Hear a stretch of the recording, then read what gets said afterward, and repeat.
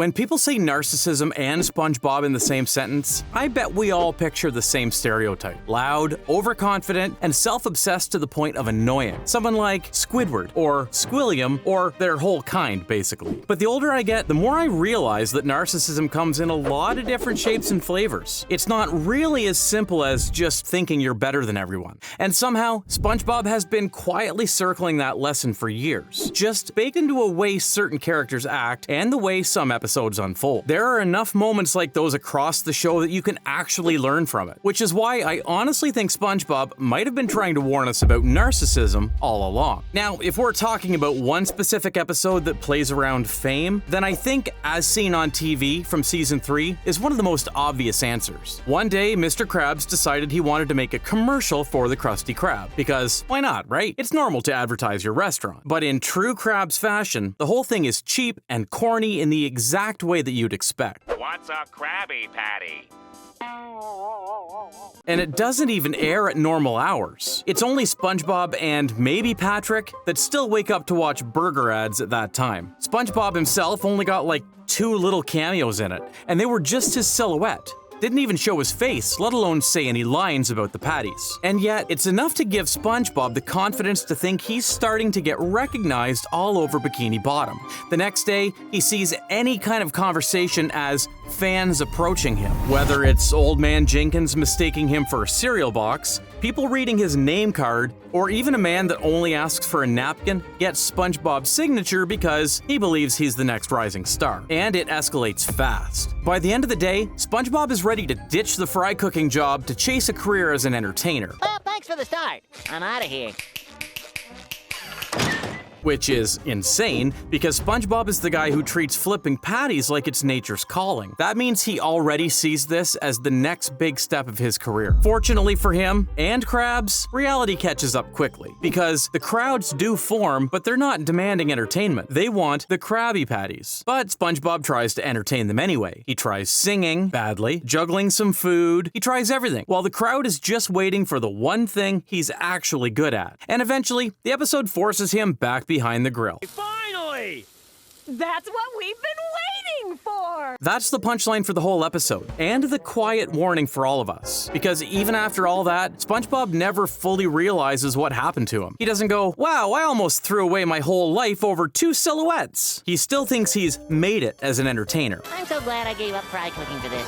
This is where I want to pause for a second and try to understand what we just watched. Now, if you watched that episode as a kid, it definitely looked like SpongeBob just became delusional and mistook everything as some sort of fame. But watching it now, it's hard not to see this episode as a flag of narcissism in SpongeBob's character. Most people think narcissism is about someone who loves themselves too much, or always wants the spotlight. But a cleaner way to think about it is a bigger self-image you're trying to protect and keep fed. And the feeding part is exactly what makes this trait dangerous here. Because once your brain decides you're becoming somebody bigger, you start doing what SpongeBob did. You start collecting proof to feed your ego. You start seeing normal interactions like confirmations. You start acting like your identity is being judged every time. Now here's the important line I want to make clear. This episode is only a taste of narcissism. SpongeBob doesn't become a full-time narcissist after this. He goes back to normal in the next episode. What the episode really shows is how fast someone's mindset can flip even from almost nothing. Because as it turns out, narcissism as a trait usually isn't a one-time thing. It's more like a way someone lives, a way someone sees themselves, and a way that someone tries to feel valuable. Which is why, if we want to understand what narcissism actually looks like long-term, instead of looking at one specific episode, we should look at the 2 characters who represent those extremes better than anyone else in Bikini Bottom. Squilliam and Plankton. One version chases admiration by being flashy and demanding attention at every chance. Meanwhile, the other version chases it in a quieter, more sensitive way while always holding a grudge. I think Squilliam Fancyson is the best example to explain the concept of grandiose narcissism. Loud, confident, loves to flex, attention-seeking, sometimes charming, and sometimes unbearable. I mean, Squilliam is practically a checklist for all of that. And before someone comments, says, that's not really narcissism, that's just confidence. No, confidence still feels solid even if nobody claps for you. Meanwhile, Squilliam's self-image isn't really built to exist quietly. He always needs an audience. From the first time we see him over a phone call with Squidward and Band Geeks, it already tells you everything. Sounds as though you've got a dying animal to attend to. He rubs it in Squidward's face that Squidward is playing at the cash register now. Then he literally says his band is big and valuable. Then he makes the kill shot by saying he's basically living Squidward's dreams. The key is that Squilliam isn't just proud of himself, he's also proud in comparison to Squidward. A grandiose narcissist needs a below counterpart to justify his above position.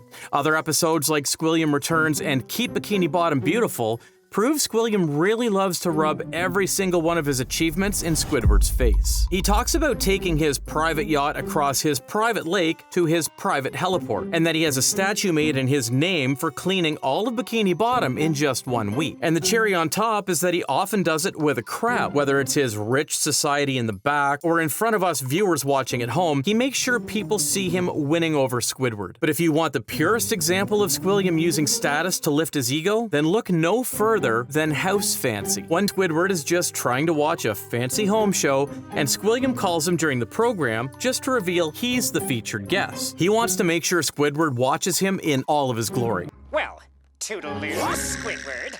Enjoy the program. Then the whole show was basically about him bragging about all his expensive furniture, his gilded doorknob, and the 136-foot-long golden statue of his unibrow. But then Squidward accidentally gets crowned House Fancy Prince because the host interprets the wreckage as post-primitive art. Squilliam just crumbles in tears. So if we're learning the grandiose flavor from Squilliam, we see that his self-confidence needs people to justify him. Squilliam only feels confident when people see him win over Squidward, which is really a contrast compared to the opposite side of the spectrum, Plankton. Now this is why people get confused about narcissism, because believing they're better than everyone isn't always followed by results like Squilliam's. Sometimes it only comes as a thought of, why am I the only one suffering? Why am I doing all this work and still losing? It's still self-centered, but without all its glory. There's always this self-entitlement way of thinking no matter the situation. Psych-wise, this is the vulnerable kind of narcissism. Defensive, hypersensitive, easily threatened, and way more reactive to disrespect than the grandiose type. And Plankton has been living like that for decades. Exactly. They've all been just attempts. And every single one a miserable failure. That line from the new Leaf episode pretty much sums up his long rivalry with Krabs. But the episode that makes Plankton's vulnerable side almost impossible to deny is Plankton's regular. One day, Plankton finally gets Nat as a regular customer and feels like it's the beginning of his empire. And honestly, watching him get excited over one customer is kind of funny, but it's also just sad, because it shows how hard it is for him to get anyone to genuinely like his food. But then just as quickly, the episode pulls the rug out from under him. Karen reveals the truth that she had a deal to pay Nat to become a regular, just so Plankton would stop complaining. And Plankton's response is, I don't know anymore.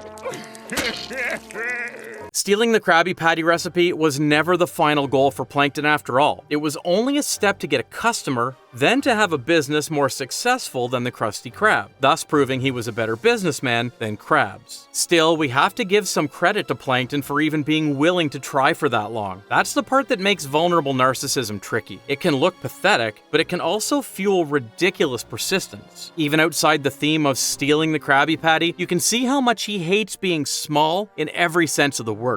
But it's becoming increasingly obvious. I can deny it no longer. I am small. Episodes like FUN or Walking Small really emphasize the fact that Plankton always craves power and domination to validate his presence. Now, to be fair, in Plankton's case, lots of his insecurity does come from the fate of being a single-celled organism in the sea.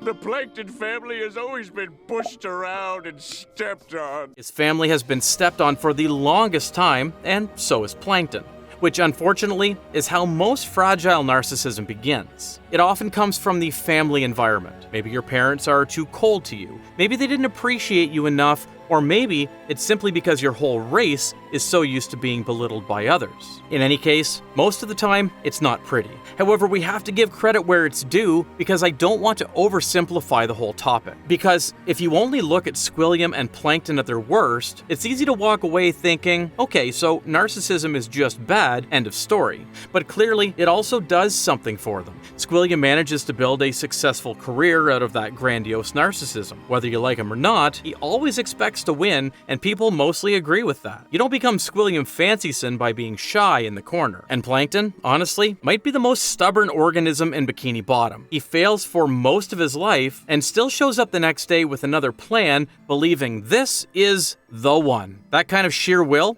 isn't nothing. So yeah, in the right context, a bigger self-image can be useful to some extent. It can help you perform, take risks, stay persistent, or build a career. Even being kind of self-centered sometimes is, unfortunately, very human. The problem only starts when that self-image turns into a dependency, when winning becomes more important than reality, and justification becomes more important than other people. Which brings us to the last path of narcissism. This is where we cross the line from a simple personality trait into a disorder. This is the version people are actually afraid of, the one when that hunger becomes bigger than ego. And I'm going to say this in the simplest way possible. Narcissistic personality disorder is when protecting the self-image becomes more important than reality, and more important than people. When someone can't handle being less than the other, can't handle being wrong, and because of that, they start making everything about them. Now, Spongebob obviously isn't a clinical documentary. The show resets every 11 minutes. Real life doesn't.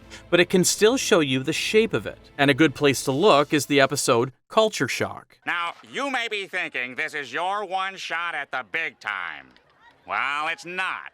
It's mine. Squidward pitched the idea of a talent show to Mr. Krabs. He said it's about appreciating culture and seeking talent like Pearl, but the only thing he's chasing is validation for himself. Everyone that performs before him only serves as an opener for the grand show of his dancing, or whatever he does there. And when the crowd doesn't appreciate that, Squidward can't take the criticism and he just storms off saying the show is over.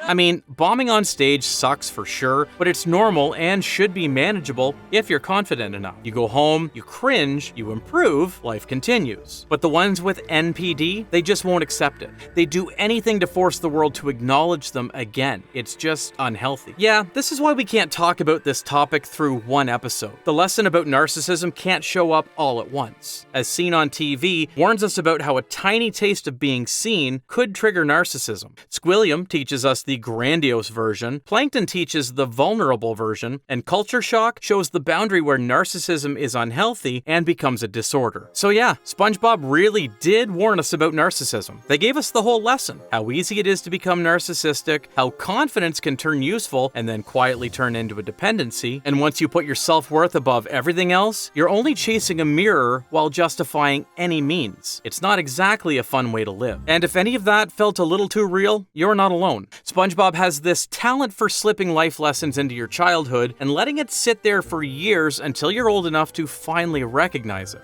In my other video, I talk about the one episode that gave me that weird, uncomfortable feeling early on. The kind you can't explain as a kid, but you never forget. The SpongeBob episode that disturbed me as a kid. So if you want to see that story and why it still messes with me now, make sure you check out that video. As always, I'll see you on the next dive.